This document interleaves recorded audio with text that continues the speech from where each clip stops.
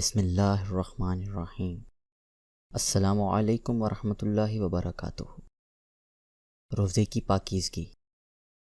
رسول کائنات صلی اللہ تعالی علیہ وآلہ وسلم نے فرمایا، روزے صرف کھانا پینا چھوڑنے کا نام نہیں ہے، بلکہ روزہ تو ہر لغو یعنی ہر بے فائدہ اور بیہودہ کام، اور رفث یعنی جنسی خواہشات پر مبنی حرکات اور کلام سے بچنے کا نام ہے۔ لہٰذا اگر کوئی تمہیں دوران روزہ گالی دے یا جہالت کی باتیں کرے تو اسے کہہ دو میں روزے دار ہوں۔ روزے دار کی اہمیت۔ فرمان مصطفیٰ صلی اللہ تعالی علیہ وآلہ وسلم، روزے دار کا سونا عبادت، اس کی خاموشی تسبیح کرنا اور اس کی دعا قبول اور اس کا عمل مقبول ہوتا ہے۔ رحمت و برکت کا مہینہ۔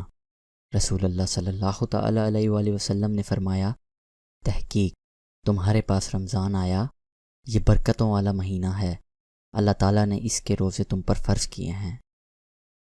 رمضان کے ایک روزے کی اہمیت۔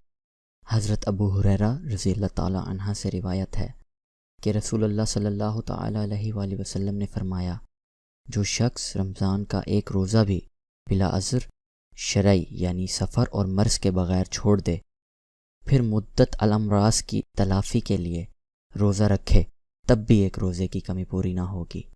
جزاک اللہ۔